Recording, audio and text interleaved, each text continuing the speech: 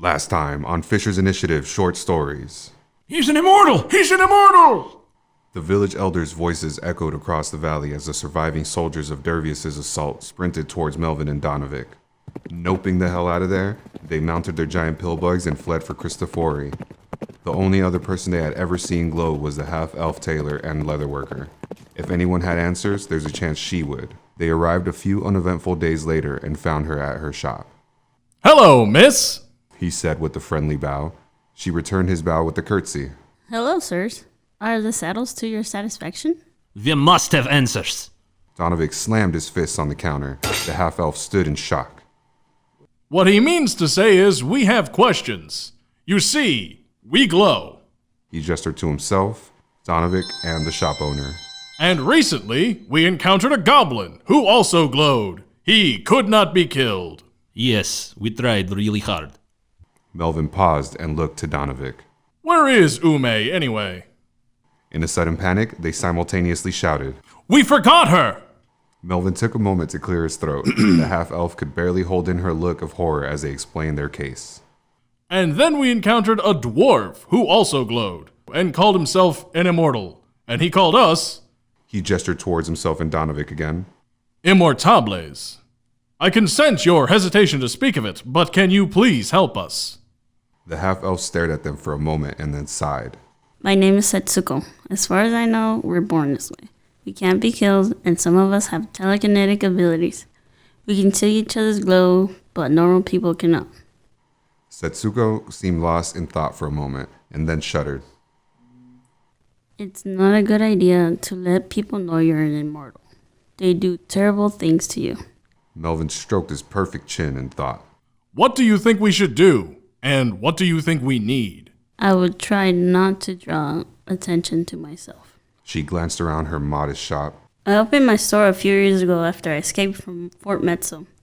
The thing I needed most was gold back then. Starting up your business would probably be best. You'll be fine as long as you don't regularly do anything dangerous that will give you away as an immortal. There's also the Monk of Soul who might know what to do.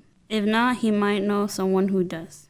The half-elf shrugged. I guess you could always try to advocate for immortabilis rights, but I doubt anyone will listen. Aha! Then I found my new quest!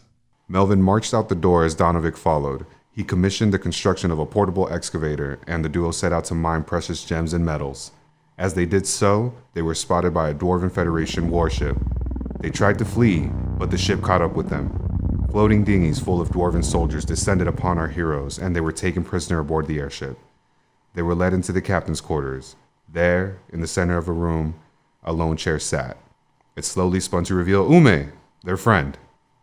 I'm back, bitches! How is this possible?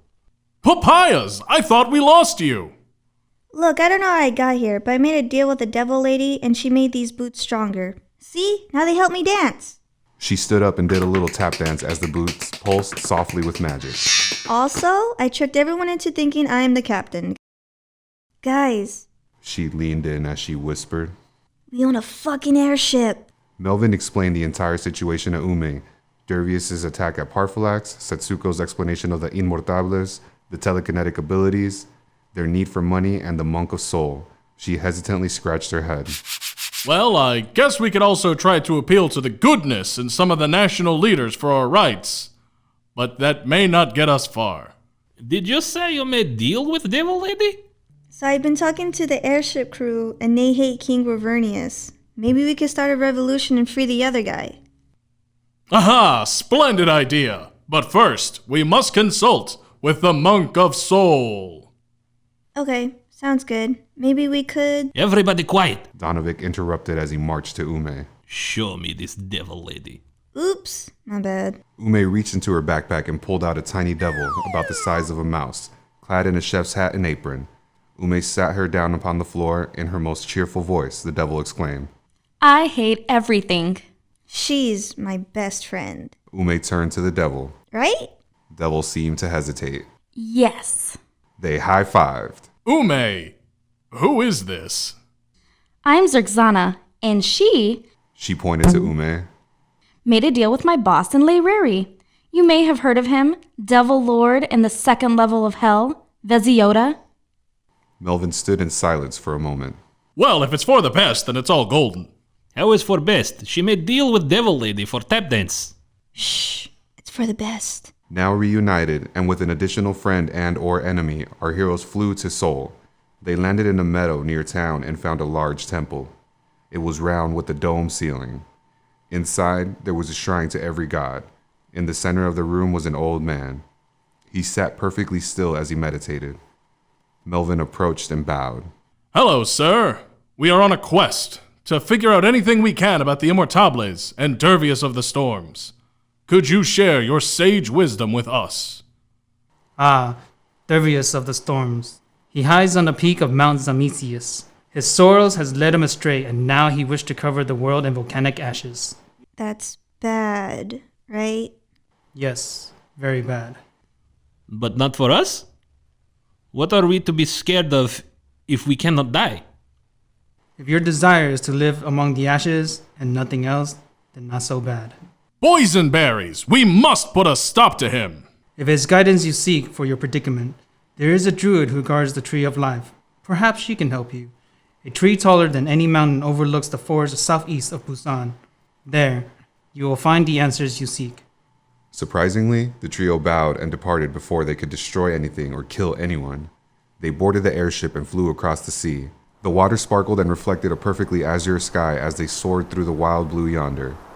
They set down outside of Busan after a week of travel and began their voyage up the path to the Tree of Life. It wound through the forest and circled mountains.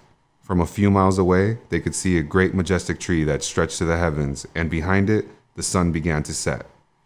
As they approached, they spotted a black cat resting on a headstone at the base of the colossal tree. The cat stood up and arched its back, meowing and hissing aggressively. Ume, in her quick thinking, casted a spell which enabled her to speak with animals. No, go away. Get away from here. Whoa, calm down. We're just trying to learn about the immortals. The black cat seemed to relax. She shapeshifted into her natural form, an elf. She stood beside the headstone and eyed the party suspiciously. Okay, what would you like to know? What kind of creatures are we?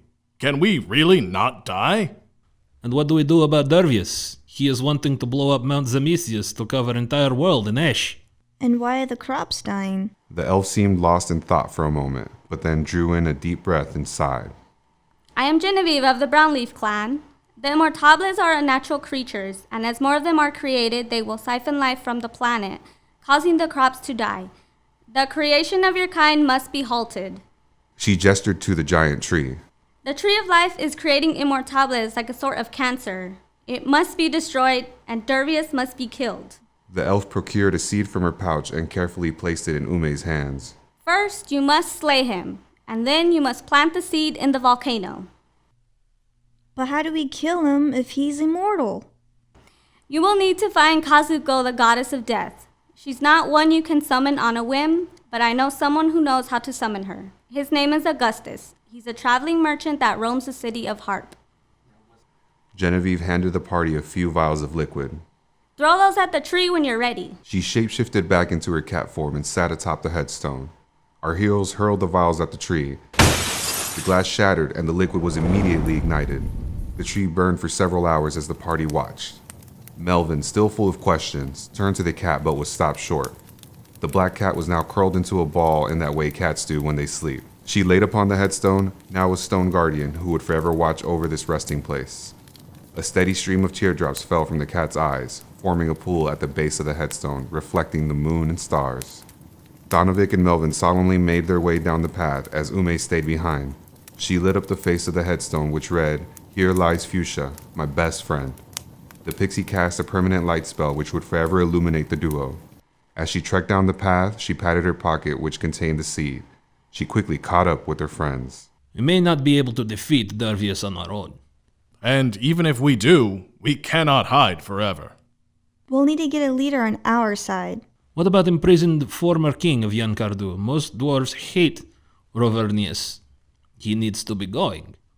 If it involves violence, I am down. Ume pulled Zerxana out of her backpack. What do you think? Murder! It's settled then. We have our next task ahead of us. Why a tap dancing spell? Will Melvin ever get to use his excavator? And is it a good idea to keep a devil in your backpack? Find out next time on Fissure's Initiative Short Stories.